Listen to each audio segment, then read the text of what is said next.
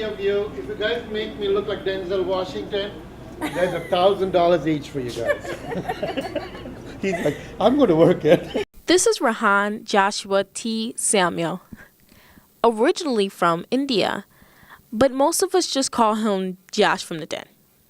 It's obvious that Josh is friendly, considerate, and just hilarious.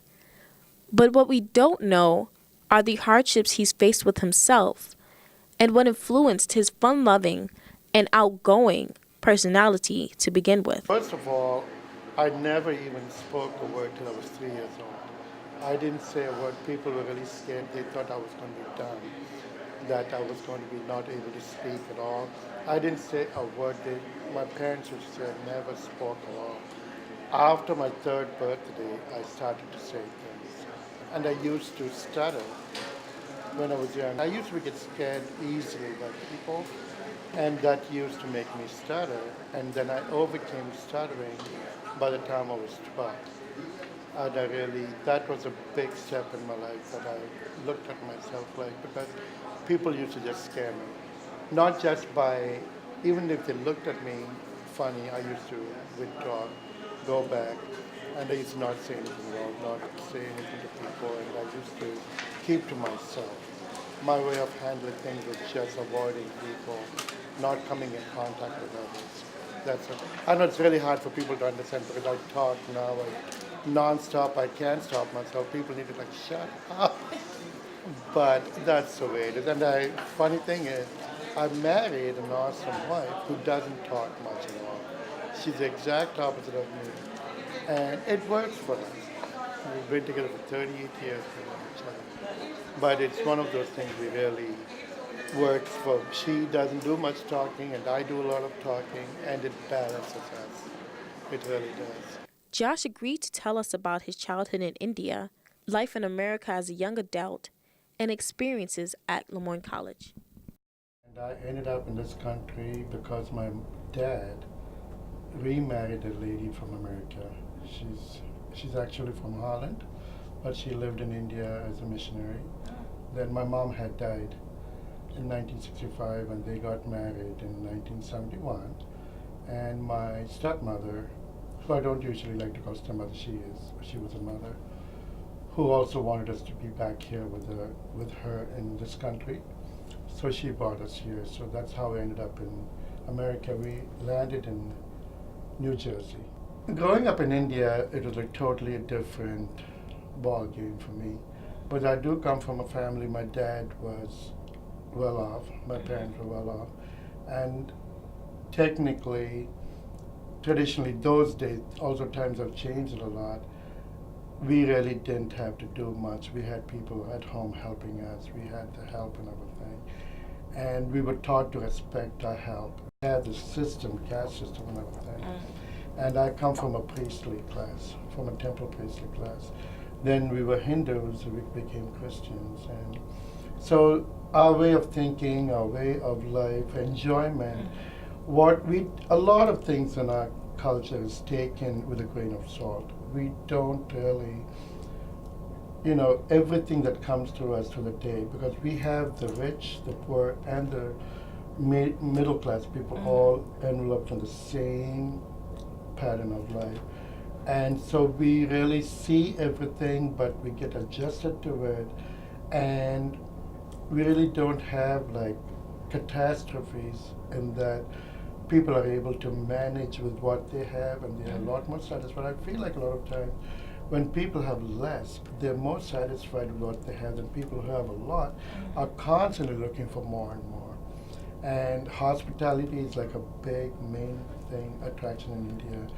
And anytime a guest walks into the house, he's equal to a God, welcoming God into the house. So our culturally, it's so much different here. Whereas when I came to this country, everything was people thought for themselves. Everything was my ideas, my life. I do what I want to do. We never thought like that. Because we lived, not that anything bad about it, there are lots of good things in it, but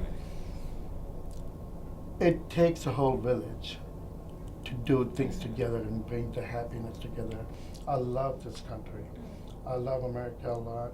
and I love the people here. They give you a chance to breathe. One thing is they don't ask you too many questions. Because where I come from, if you meet us, that's it. We ask you like 89 questions within like 10 minutes. We don't have a problem saying things as it is, and I'm way too much in that. And I'm trying to be careful because when I came to this country, I remember meeting somebody, and I had met her one day, and then I didn't see her a month for another month and a half. So when I saw her, she had gained a little weight.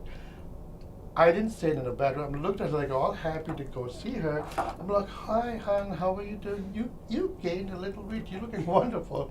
She just about froze. She's like, are you kidding me? She said, honey, we don't say that in this country. I learned it. You never tell a woman that she gained weight. I didn't know that. I really didn't. Because where I come from, those days, it's changed now. If somebody said to you, hey, you gained a little weight, you're looking good, was a sign of prosperity. It was like, oh, okay, that means he's doing well. That's why he is. Oh. You know what I mean? Yeah. So I was innocent. I had just been here, like not for 6 weeks when I sat there. To this day, she has not forgiven me for saying that. She always reminds me that I said that to her. She says, you really made me think. Those are the things that are like new to us. You know, like when you say hot dog, we get scared. Hot dog to me, somebody that just landed in this country, I would think it's dog. You know, I'm like, we don't eat dogs. I'm like, we don't eat dogs, you know. But the expressions, the things that we say, you know, call me, and another expression that they call me anytime. You have to be careful saying that to people from my country. We will call you anytime. We'll call you at 2 in the morning. We have no problem. Because you said call me anytime. You know what I mean? Yeah. What do you mean by then don't say call me. And another expression that I was so confused was, let's have lunch. What does let's have lunch mean?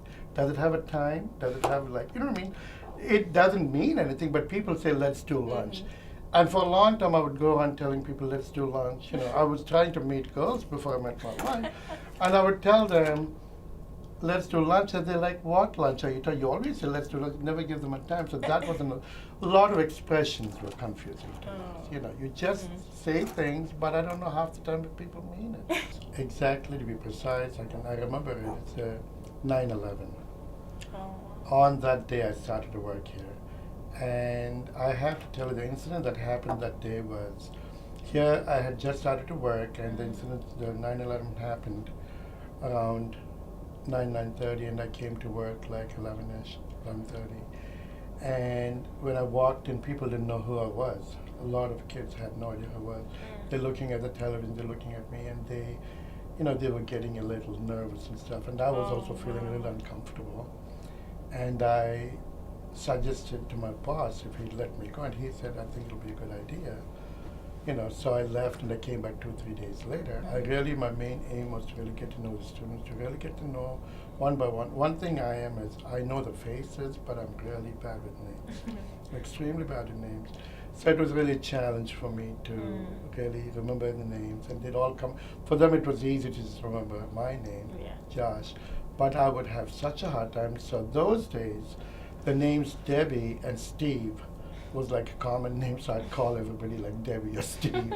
For a while it was a bit funny for a while because I'm like, I couldn't really think of your names. But that's how I started to ease myself into their lives. And the kids would really like take to me when they would come in, they would talk to me. A lot of them were like, they'd look forward to seeing me. And we'd talk about what was going on in their lives. Like I said, I never considered this as a job. I always tell everybody, I have 3,002 children, except I don't buy Christmas gifts for 3,000 of them, you know. But every now and then when a lot of kids found out when it's their birthday, I used to have a habit of giving them $5. But over the years it became thousands and thousands of dollars because a lot of kids, it's my birthday. As long as they proved it to me, it didn't matter to me. But when they said it was about $5 to them meant a lot.